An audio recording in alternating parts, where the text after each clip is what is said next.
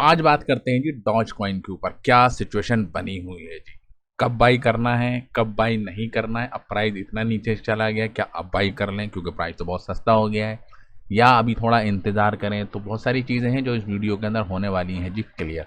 तो सबसे पहले अगर बात करें डॉज कॉइन की, तो 0.07 इसका प्राइस चल रहा है और एक महीने के अंदर 4% का है जी डाउनफॉल, और अपने ओल्ड टाइम हाई से तकरीबन 90% है जी डाउन। मार्केट कैप की अगर बात करें तो मार्केट कैप के अंदर इंक्रीमेंट है, तकरीबन 12 बिलियन डॉलर का मार्केट कैप है। और वॉल्यूम भी आप देख सकते हैं कि तकरीबन 588 मिलियन डॉलर का वॉल्यूम आ रहा है जी डॉज कॉइन के अंदर। डॉज कॉइन की स्पेशल बात क्या है कि नंबर 1 मीम कॉइन है और इसके आसपास भी कोई नहीं है। डॉज कॉइन की अगर बात करें तो ये ब्रेक डाउन यहाँ पर हमको देखने को मिला है, ना कि ब्रेकआउट। शिबा के अंदर ब्रेक आउट हुआ है जी बड़े टाइम के बाद, लेकिन डॉज के अंदर वो चीज़ें हमको अभी देखने को नहीं मिल रही। तो अभी जिस लेवल के ऊपर है डॉज कॉइन, वो अपने निचले सबसे लेवल के ऊपर है। अगर पास्ट में आप देखेंगे तो 1 सितंबर 2022, ठीक है, 23, तो इस लेवल के ऊपर भी डॉज कॉइन इन पास रहा है जी, और कई महीनों तक इसी लेवल के ऊपर घूमता रहा। और लास्ट मंथ तो प्राइस बहुत ही बड़े पैमाने के ऊपर डिक्लाइन हुआ है। आप देखेंगे कि तकरीबन 28% गिरा है जी सिर्फ एक महीने के अंदर, ठीक है, और गिरने का सिलसिला अभी भी है जी जारी। तो इसका मतलब क्या हम बाई कर लें इतने गिरते हुए माल के अंदर, क्योंकि डॉज कॉइन तो डॉज कॉइन है जी। लोग कहते हैं कि अब तो $1 के करीब भी जाएगा, लेकिन टेक्निकल चार्ट क्या कह रहे हैं जी, उसके ऊपर भी आपको रखना पड़ेगा जी ध्यान। 200 दिन की जो मूविंग एवरेज है अगर उसको देखें तो उसके ऊपर डॉज कॉइन का प्राइस गया ही नहीं। तकरीबन 12 अक्टूबर से डॉज कॉइन अपनी 200 दिन की जो मूविंग एवरेज है उसके नीचे है। जब तक ये इसके ऊपर नहीं जाता है, एक स्ट्रॉन्ग बुलिश यहाँ पर मोमेंटम हमको डॉज के अंदर देखने को नहीं मिलेगा। अब अगर आप बुलिश के बारे में सोच रहे हैं कि कब इसको करना चाहिए जी भाई, तो आपको इस रेजिस्टेंस को ब्रेक होते हुए देखना है जी हाई वॉल्यूम के साथ। 100 डे की मूविंग एवरेज है, इसको क्रॉस करे और ये जो लेवल बना हुआ है जी, ये पहला मेजर रेजिस्टेंस है जो अगर डॉज कॉइन तोड़ेगा तो एक हम उम्मीद लगा सकते हैं कि डॉज कॉइन यहाँ से आप ऊपर की तरफ रैली ले सकता है, लेकिन इसके करीब हमको जाना है जी बहुत ज़रूरी। तो पहले तो हमको करना है जी इंतज़ार के प्राइस यहाँ से यहाँ जाए, ठीक है। तो फिर थोड़ा सा हमको अलर्ट हो जाना है कि क्या अब हम इसके अंदर लें जी एंट्री। तो यहाँ पर भी आपको नहीं लेनी है जी एंट्री।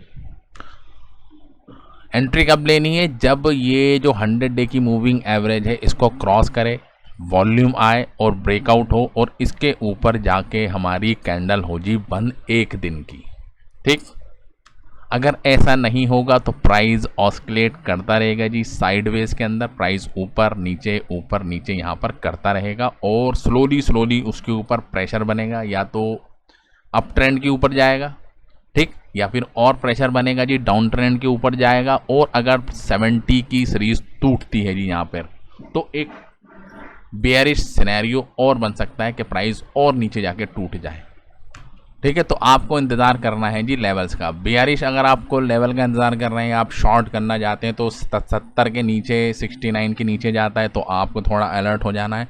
और अगर आप लॉन्ग के बारे में सोच रहे हैं तो तकरीबन इस ब्रेकआउट का करना है जी आपको इंतज़ार, ठीक है। अब ये नहीं कि डॉज कॉइन तो बहुत ही ज़्यादा फेमस है, दुनिया का सबसे इम्पॉर्टेंट मीम कॉइन है, सारी दुनिया इसको बाई कर रही थी जी किसी टाइम के ऊपर, अब तो बहुत सस्ता मिल रहा है जी, प्राइस 90% डाउन चला गया है जी।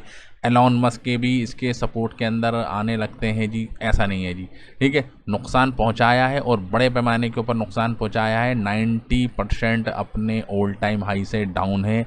6 साल हो चुके हैं लेकिन डॉज कॉइन ऊपर जाने का नाम ही नहीं ले रहा, और कहानी हर गुजरते हुए महीने के साथ ख़राब होती जा रही है। तो बुलिश कंफर्मेशन कब होगा? जब इस लाइन को क्रॉस करे और इस पर्टिकुलर लेवल को क्रॉस करके, ये जो है हमारा लाइफ टाइम इसकी जो सपोर्ट थी वो तोड़ी है जी इसने यहाँ पे। तो अभी डॉज कॉइन अपने वेटिंग एरिया के अंदर है, ठीक है। और वेटिंग एरिया कब तक है? 70 और 80 के बीच में रहेगा, तो वेटिंग एरिया बना रहेगा। वॉल्यूम अगर आप देखेंगे इस वक्त, देख रहे हैं ये जो एरिया है जी, ये वाला वॉल्यूम नहीं आ रहा, एक तो इतना सस्ता, इतना फेमस, इतनी बड़ी कम्युनिटी, इतने सारे लोग जुड़े हुए हैं, लेकिन फिर भी वॉल्यूम नहीं आ रहा। तो मतलब क्या है, डिमांड नहीं है जी। जब डिमांड नहीं है तो ट्रेडिंग पॉइंट ऑफ व्यू के हिसाब से भी आप देखेंगे कि वॉल्यूम नहीं है। बिलियंस ऑफ डॉलर का वॉल्यूम आता है जी डॉज कॉइन के अंदर, और दुनिया का कोई एक्सचेंज नहीं जहाँ पर डॉज कॉइन लिस्ट ना हुआ हो। लेकिन सारी चीज़ें अभी अगेंस्ट में है जी इसके।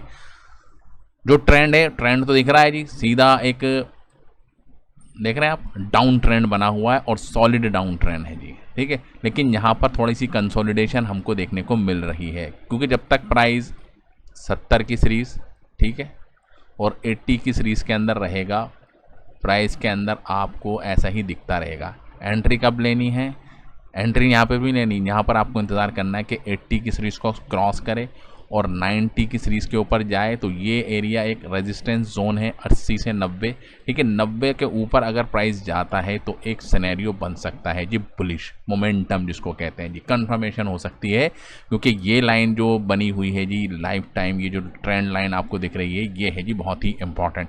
इसके ऊपर आना इसको है जी बहुत ज़रूरी। नहीं आएगा, ठीक है, तो नुकसान के अंदर रहेगा जी।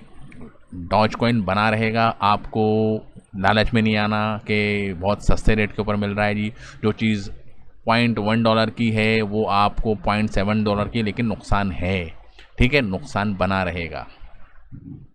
और पॉइंट के नीचे अगर टूटता है जी, ये जो सीरीज चल रही है जी 70 की, इसके नीचे अगर प्राइस जाता है तो एक बियरिश मोमेंटम बन सकता है और प्राइस आपको और भी ज़्यादा नीचे जाता हुआ दिख सकता है। 50 की सीरीज तक भी चला जाए कोई बड़ी बात नहीं होगी जी। जब टूटेगा तो बहुत बड़े पैमाने के ऊपर इसके अंदर करेक्शन हमको नीचे जाते हुई दिखेगी जी।